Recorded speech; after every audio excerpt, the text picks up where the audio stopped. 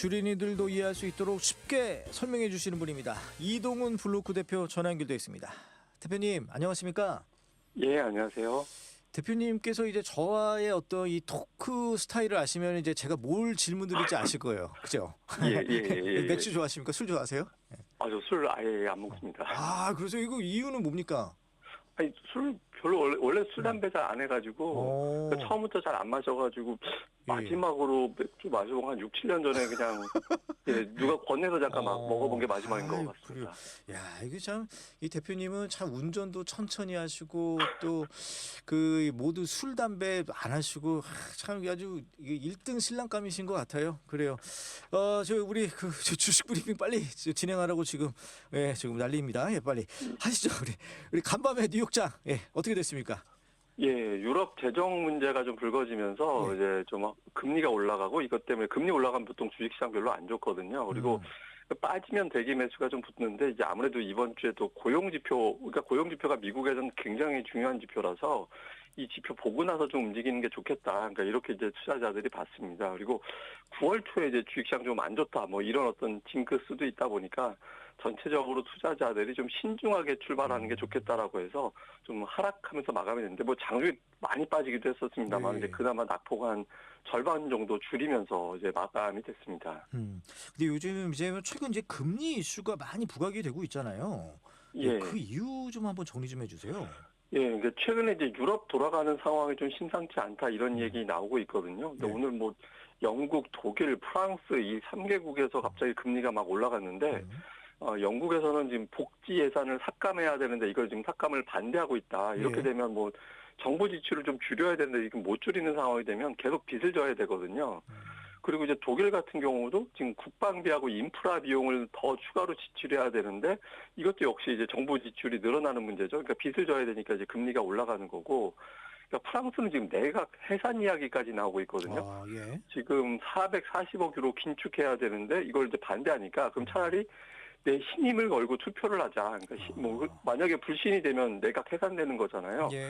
이런 부분들이 있는데다가 이제 미국 같은 경우도 지금 관세는 위법하다 이런 판결이 나왔는데 이게 만약에 대법원에서 확정이 되면 그 미국이 지금 관세 올해 1,700억 달러를 받았거든요. 근데 이 1,700억 달러를 반환을 해야 되는 상황이 생기게 됩니다. 그러면 이거 다시 빚이 되니까 이거 다 국채 발행해야 되잖아요. 그러니까 이런 것들이 겹치다 보니까 금리가 많이 올라가고 이게 주식시장을 좀 흔드는 그런 요인이 됐습니다. 그래요.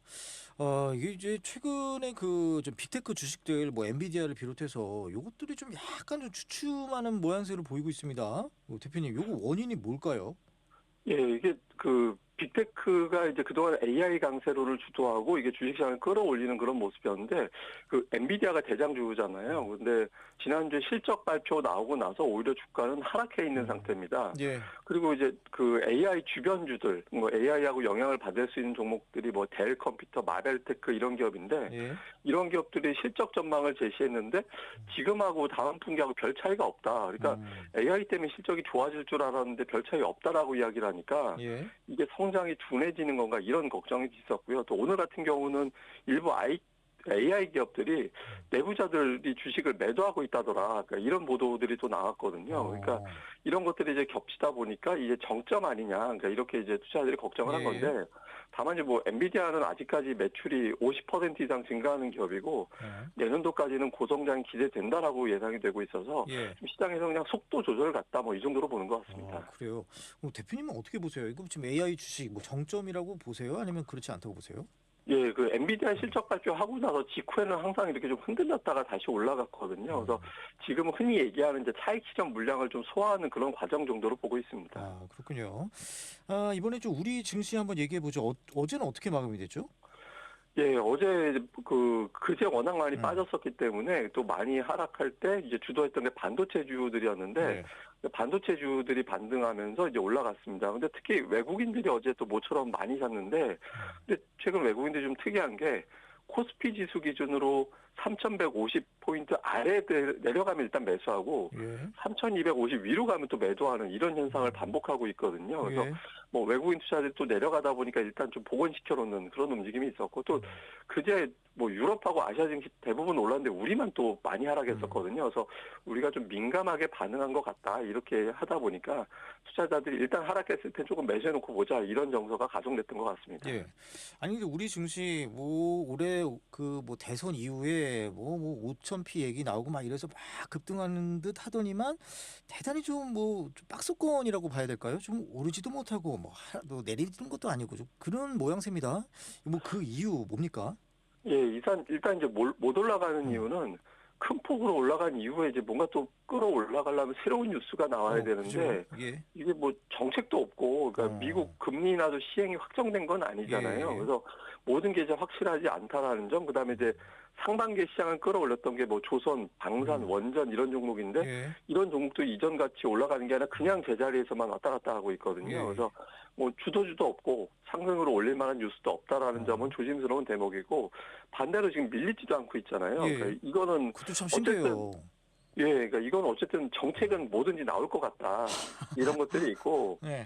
그리고 보통 이제 강세장이 한번 시작이 되면, 예. 우리가 보통 PBR이라고 이야기합니다만은 이제 장부 가치, 그러니까 재산 가치라고 생각하면 됩니다. 근데 재산 가치 대비 1.3배 정도까지는 올라가거든요. 그러니까 재산이 10,000원이 있으면 13,000원어치까지는 이제 주가가 올라간다는 얘기인데, 예. 예.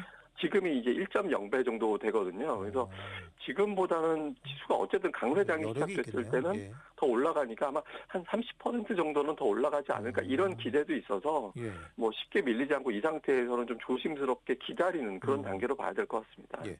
아니 근데 그 뭐 대표님도 잘 아시겠지만 요즘 뭐 그 외교의 시대다 이런 얘기도 많이 하잖아요. 지금 뭐 예. 한미 정상회담도 했고 뭐 지금도 예. 뭐 중국에서는 전승절 이제 오늘 이따가 열릴 거고 이런 외교 문제와 관련된 어떤 주식 뭐 이런 건 뭐예요?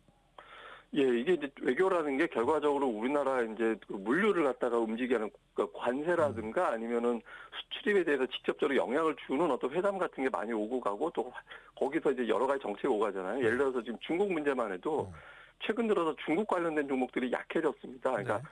정승절에 우리나라가 이제 대통령이 안 가고 뭐 또 이런 이슈가 있어서 그런지 네네. 몰라도 또 한미 정상회담 때문에 그런지 몰라도 한알령을 좀 해제해 줄 것 같이 나가다가 갑자기 케이팝 스타들 공연을 취소한다든가 이런 것들이 중국에서 나오고 있거든요. 그래서 이런 부분들에 또 영향을 줄 수 있어서 네. 정치적인 일정하고 주식시장에 관련된 종목군들의 움직임은 상당히 좀 민감하게 반응하는 편이긴 합니다. 그렇군요. 이 외교 문제도 이게 참 국내장이라든지 이런 것들에 참 영향을 주는군요. 이번에는 저 대표님 요 얘기 한번 좀 해볼까요? 그 최근 9월 증시 약세론이 등장하고 있다는데 이거 뭡니까?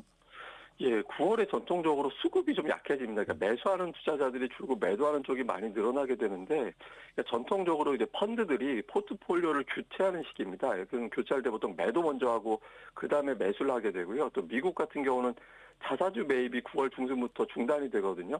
그러니까 실적 발표 앞두고 자사주 매입을 못하게 막습니다. 그러니까 뭐 내용을 알고 먼저 매수하면은 이제 사전 정보가 되니까 그걸 또 못하게 막습니다. 그래서 이런 것들이 겹치다 보니까 헤지 펀드들도 주식을 매수 안 하고 9월 초반 중반 넘어간 다음부터 매수하거든요. 그래서 수급이 불안정해지니 악재에 민감해질 수밖에 없다. 이렇게 되면서 9월이 전통적으로 좀 약한 그런 모습을 보이긴 합니다. 예, 알겠습니다. 대표님 오늘 여기까지 말씀 듣도록 하겠습니다. 고맙습니다. 예, 감사합니다. 지금까지 이동훈 블로크 대표였습니다.